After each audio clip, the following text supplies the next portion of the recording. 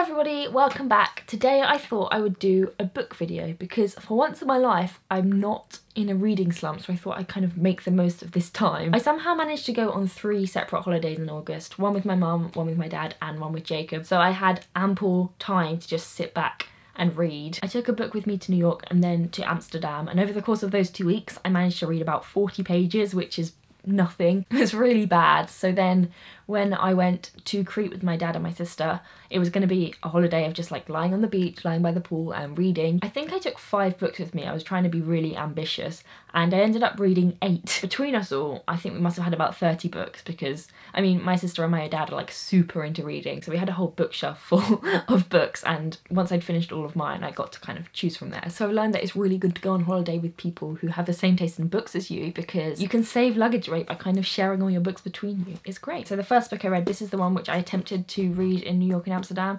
is Elizabeth is Missing by Emma Healy. This is about an elderly woman called Maud whose friend Elizabeth is missing. Maud has dementia and it's written from her perspective, so quite often the narrator repeats herself, contradicts herself and gets confused, or she just goes off on a completely different tangent. So I found this book really interesting because my nana has dementia. I feel like quite often with elderly people, once they start forgetting things, it can get really frustrating for their family because they're not the same person that they once were. They can't hold a conversation the same way, they don't talk about the same things, they can't remember much. And I do understand where the frustration comes from because having the same conversation 10 times in a row can get very frustrating. But the way that the writer here is describing Maud's thought processes and how she gets distracted and how she gets drawn back into talking about her past. I mean, I don't know how accurate it is because I doubt the author herself has dementia. She's written a very kind of concise book. It still opens your eyes into kind of how someone with dementia actually thinks. It gives a good explanation of why sometimes my nana just comes out with the most random things. But having Maud's thoughts written down on paper as she's thinking them is kind of, it gives you a much more positive, and in some ways it's a really sweet way of thinking, and I just really enjoyed reading a book from an older person's perspective because it makes a big change. This book is set on 2 timelines, so there's Maud's current life where she's an elderly lady with dementia and her friend Elizabeth, who's also an older lady, is missing. And then there's Maud's childhood, which she keeps kind of flashing back to, and in that timeline her sister Suki has just gone missing, and the 2 missing people cases are kind of running alongside each other. It's set in the same town, and because Maud is kind of an unreliable narrator, she keeps kind of getting things a bit confused. She keeps kind of getting sidetracked, so you think you're just about to find like another piece of the mystery and then she wanders off onto another topic because she just kind of forgot what she was talking about. I found her narration really heartwarming, really witty as well, and it's got some great kind of perspectives on how we treat older people. I would definitely recommend this book. The next book, I don't have a physical copy to show you because I got it from the library because I've just moved back home, as you know, and decided to join the library. I tried to get a book out of the library actually with my old library card, and it was like so out of date that it wasn't on the system because I've had it literally since I was born. Anyway, so the first book that I got out of the library was Attachments by Rainbow Rowell. I've read one Rainbow Rowell book before, and that was Eleanor and Park, which I read quite a few years ago and I did enjoy. Around the time that I read Eleanor and Park, I was interested in reading Fangirl, which I think had come out quite recently then, but I never got around to it, mostly I think because my sister didn't own the book, and usually I just read whatever books that she has to lend me. And now I don't really have any interest in reading a book about fangirling and fan fiction. And again, I think, was it the book after that she released, which was fan fiction from the Fangirl book? Again, I'm not really interested in that. But this book, Attachments, is her first novel and it's classed as an adult book. It was in the adult section at the library. I wouldn't really say it was YA, but it is kind of just like happy-go-lucky, bit romancy, chilled out kind of fiction. It's set in the 90s and it's about 2 friends, Beth and Jennifer, who work in the same office, and their office has just got email. Email is this new and exciting thing, so everybody's just using it for non-work purposes, and the office end up having to hire a cybersecurity guy who's basically just a guy who just reads the emails and makes sure that nobody's swearing or talking about inappropriate things and all that kind of stuff on the work emails. Beth and Jennifer's emails keep getting flagged up because they're just gossiping and swearing and doing everything except doing their work. The cyber guy, whose name is Lincoln, I think, ends up just reading all their conversations in great detail and kind of finds himself really attached to them.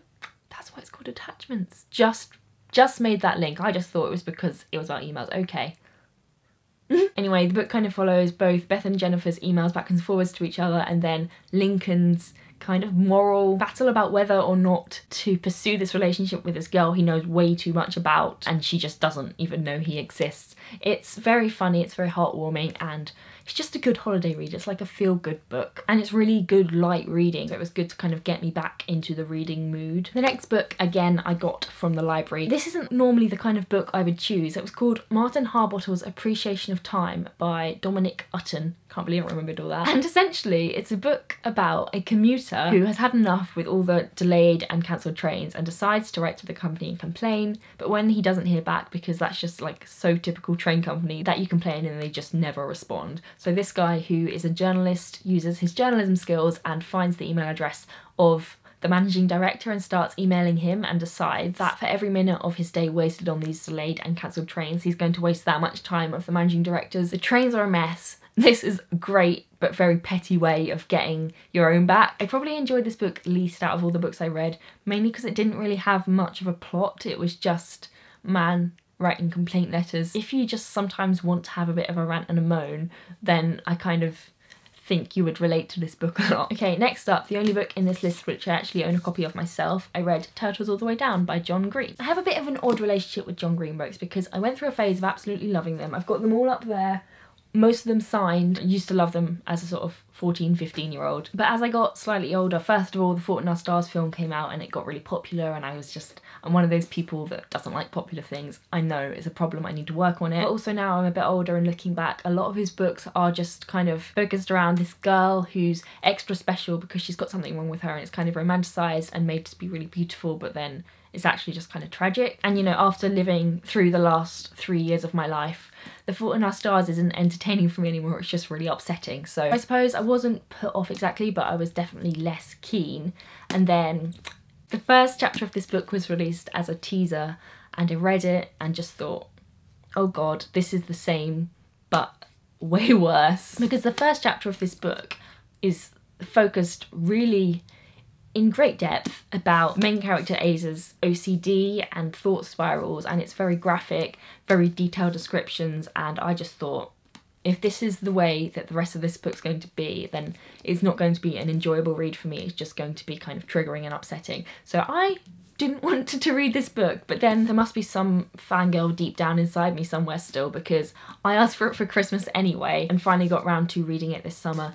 And once you get past the first chapter, I have to say, it gets a lot better. It's a much smoother read. I'd say the first chapter is about 90% OCD in very immense detail, and then the rest of the book maybe 50% OCD stuff. So it's definitely better as it goes on if you're kind of worried from the first chapter that this isn't going to be the book for you. And I'm really glad that I gave this a proper chance, because it kind of made me realise why I do like John Green's writing. I like his writing style, I like the kind of dry humour. I do find it very hard to kind of understand all the Americanisms. Like, I never heard of riding shotgun until I read a John Green book. I did not have a clue what that meant. Like, I've read lots of books by American authors, but for some reason John Green's ones always just throw me. They just seem super American, and I wouldn't say him as a person seems super American, but there's something about his writing style that just screams American, and it confuses my poor little English brain. I definitely would recommend this book. If you're kind of thinking like, have I outgrown John Green? I'd say give it a shot. It's got all the classic traits of a John Green book, but in a good way, if that makes sense. Okay, so next up is a book which I was really expecting to like. I don't really know why. I guess I just heard a lot of hype about it, and one of the only booktubers I watched, her name's Ren on the Road. I like her, she's good. It's one of her favourite books, so I was kind of expecting to love this book. I thought it was okay, it was good.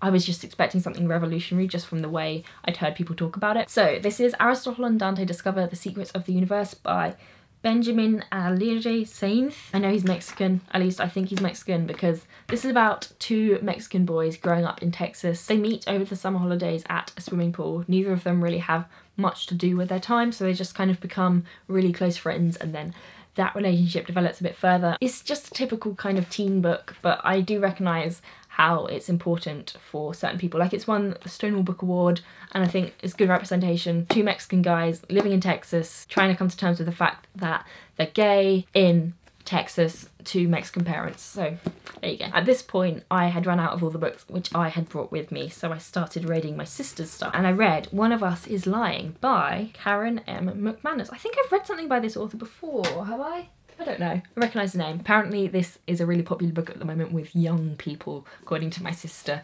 and I don't know, I think I was expecting it to be good, and it definitely was. It was definitely geared to someone younger than me, but it's a mystery and I didn't really guess what was going on until very near the end.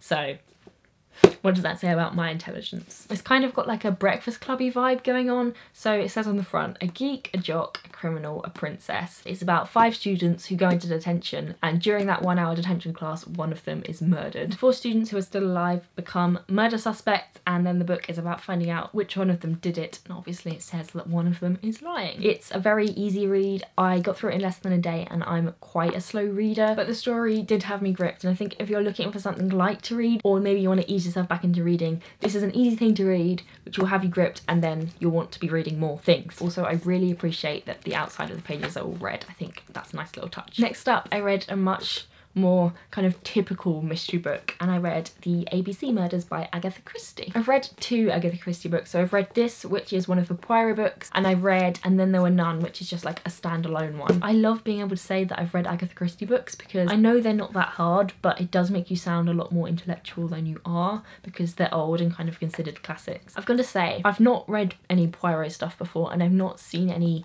TV or film adaptations. I don't really like him or Captain Hastings. I find them both very irritating. I wanted to keep reading because I wanted to find out what happened and I wanted to see them solve the mystery, but they were just both so insufferably annoying. I'm not 100% sure, but I think this is the only serial killer case in the Poirot series. It might have just been the first serial killer case. I don't know because I've not read them, but I think that's right. Someone whose name begins with A and lives in Andover is murdered, and then someone whose name begins with B and lives in Bexhill, and then someone whose name begins with C and lives in somewhere beginning with C. There is an ABC guide, which I assume is like an old railway guide, placed face down at every scene with the name of the town circled, and literally right until probably like 2 pages before the end, I was still like not sure what was happening. So Agatha Christie, she did a good job. She's good at mysteries, I give her that. But Poirot's character, I'm less sure. I think he's probably supposed to be that annoying. In terms of book, very, very good. So there's one more book that I read on holiday. I cannot believe I read 8 books in 2 weeks. That's ridiculous for me. Normally I read like 2 a year if I'm lucky. The last book I don't have because my sister very rudely took her own book with her to university, so I can't show it to you. It would have been perfect because it would have matched my jumper perfectly. The book I read is called Capital. I cannot remember the name of the author off the top of my head,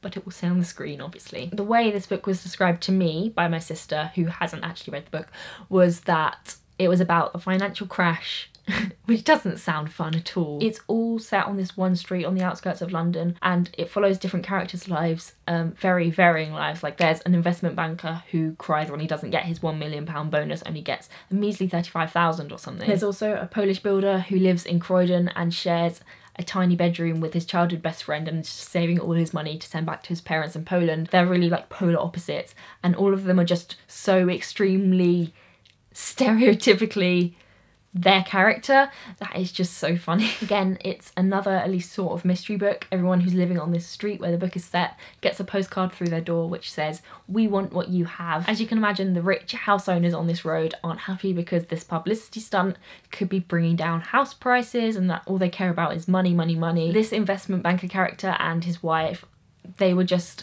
so well written, so obnoxiously well off and middle class. They're the kind of family which owns multiple cars and multiple houses and go on multiple holidays a year, and then when the financial crash hits, suddenly they have to cut back, and I just really enjoyed watching them suffer. I know that's maybe not a good thing, but they were just such horrible people. The wife character is like a typical yummy mummy who goes to yoga and then goes out shopping and has brunch with her friends, and she just cries to her husband all the time about how hard it is to look after the children when she literally has like multiple nannies looking after them. Sometimes I feel like when a book has perspectives from multiple characters, it can be kind of hard to relate to them or delve in deep enough to kind of get to know them properly, but this book does an amazing job of that. And the book's just a really on-the-nose look at class and privilege and modern day London, and I really enjoyed it. I found it very interesting. It's very funny, but on a deeper level there's a lot to be taken from it. I feel like this has been a really, really long video. I don't know how it's going to come out once I've edited it. I have a feeling I'm going to have to cut loads out because I've just waffled on.